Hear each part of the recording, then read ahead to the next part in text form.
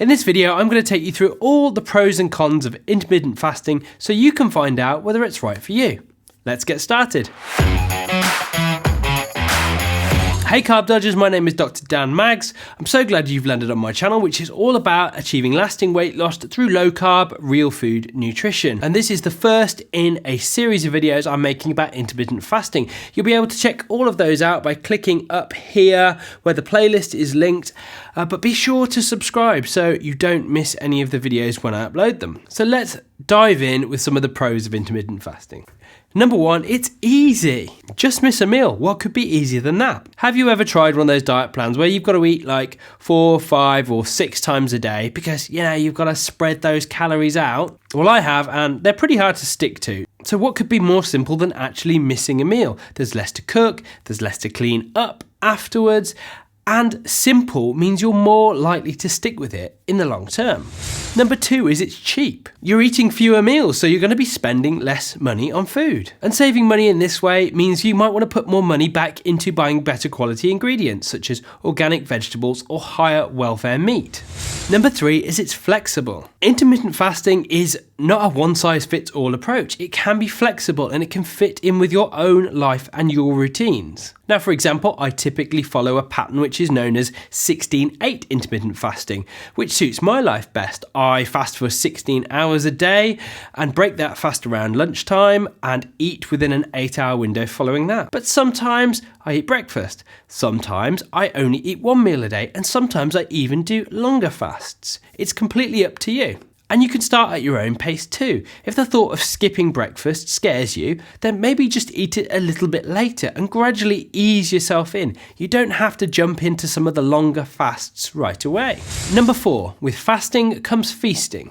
Fasting has been an important part of many religions for thousands of years, something which has largely been forgotten in modern Western society, and we just tend to stick with the feast days. So I'm certainly not saying you should feast every time you eat. However, intermittent fasting can really help you feel a bit less guilty about those foods that you are eating when you do occasionally decide to treat yourself. And let's be honest, for most of us, being able to treat yourself every once in a while is part of living a good and happy life. Number 5, intermittent fasting helps with blood glucose control. Intermittent fasting, by definition, means you're spending longer in the fasted state, which means lower blood glucose levels, lower insulin levels, and improved insulin sensitivity. And this is really getting to the heart of what is causing the epidemics of obesity and type 2 diabetes that we're experiencing. And lots of people are losing loads of weight using intermittent fasting as a tool, and also loads of people are using it to reverse their type 2 diabetes. Number 6, intermittent fasting is muscle sparing. When people lose weight on a calorie restricted diet, we tend to find that along with fat, we also lose muscle mass. And it's important that we don't lose muscle mass because it gets harder to build it the older we get. Fasting helps us lose weight without losing muscle mass. It's muscle sparing. Number 7, fasting is the perfect complement to a low carb or ketogenic diet. Do you want to spend longer in that fasted state with lower blood glucose levels, low insulin levels, and higher fat burning? Then when you do eat low carb. You'll stay in that fat burning state for longer. They really are the perfect match for each other.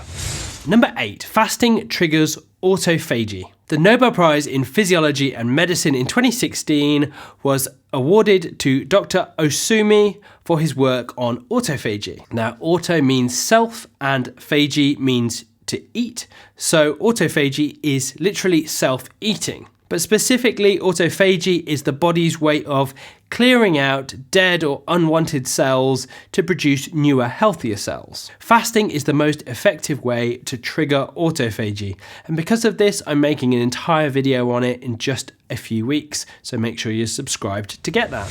Number 9, fasting may help prevent Alzheimer's disease. Studies in rats show that intermittent fasting slows the decline of the cognitive impairment side of Alzheimer's disease. This has now become a really exciting research research area in humans. This is not particularly surprising to me because a lot of scientists are now thinking of Alzheimer's disease as like type 2 diabetes for the brain. Overall, we see generally decreased levels of oxidative stress and inflammation in the bodies of people who fast, and those are two of the key drivers of chronic disease in humans.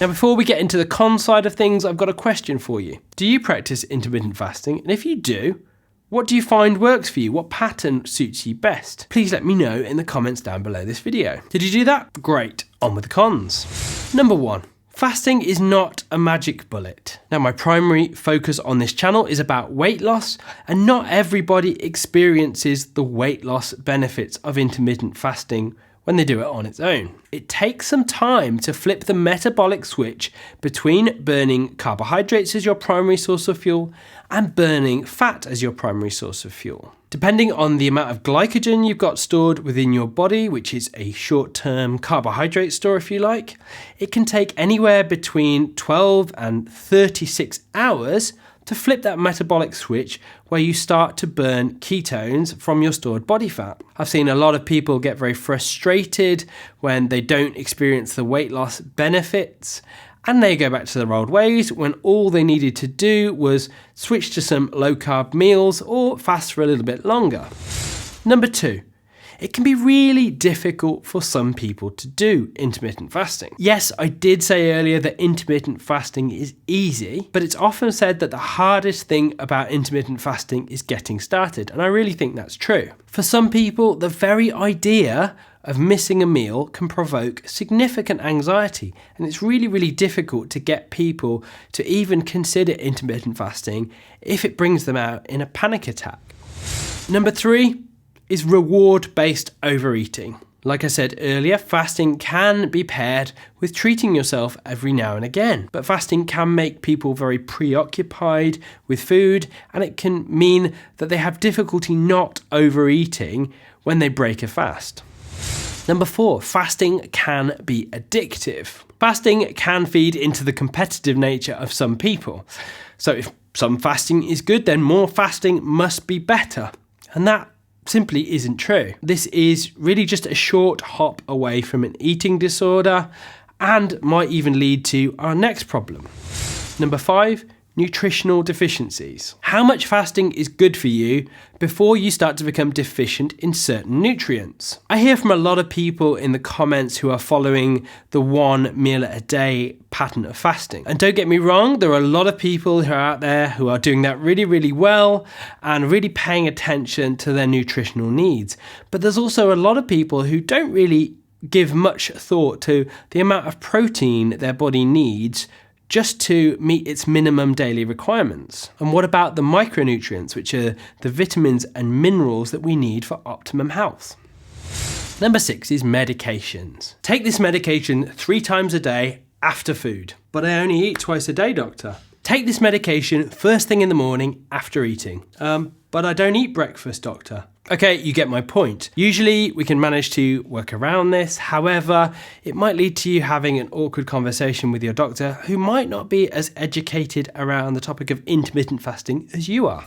Number 7, fasting is under-researched. Overall, the main problem is there just hasn't been that much research done on intermittent fasting yet. Now, of course, the majority of funding for big scientific studies comes from the pharmaceutical industries and also from the food industry, and nobody makes any money out of people eating less. And as a result, I can't really tell you what kind of fasting is going to suit you better based on any particularly hard evidence. Let me give you a quick example. Many people, myself included, are quite happy to skip breakfast and fall naturally into a 16-8 pattern of eating. But is breakfast the most important meal of the day? And hold on a second before you switch off and say I'm being ridiculous, just hear me out. Our bodies have something called a thermogenic response, and this occurs more readily in the mornings. We are also far more sensitive to the effects of insulin on our bodies in the morning, an effect that rapidly declines through the day. And there are some very small studies showing benefits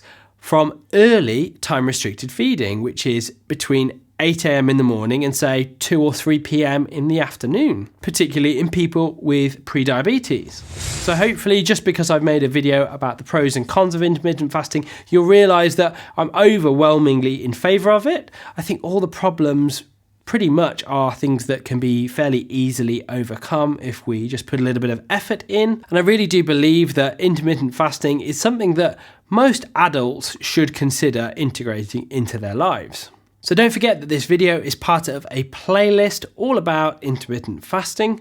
And as part of that playlist, I have created some intermittent fasting meal planning worksheets for you to download for free. These are the sheets that I use when I'm planning meals out for myself and for my clients. And there are several different types for common types of fasting, 16-8, 1 meal a day, alternative day fasting, as well as a few more creative options in there, which hopefully you'll see what I'm talking about when I was saying about integrating treats into your lifestyle and making this sustainable. Now you can either print them out, or if you prefer to do things on your computer, then there's also a spreadsheet version in there as well. And you can find the link to go and download that in the description down below this video. Guys, if you've enjoyed this video, I'd really appreciate it if you gave it a thumbs up.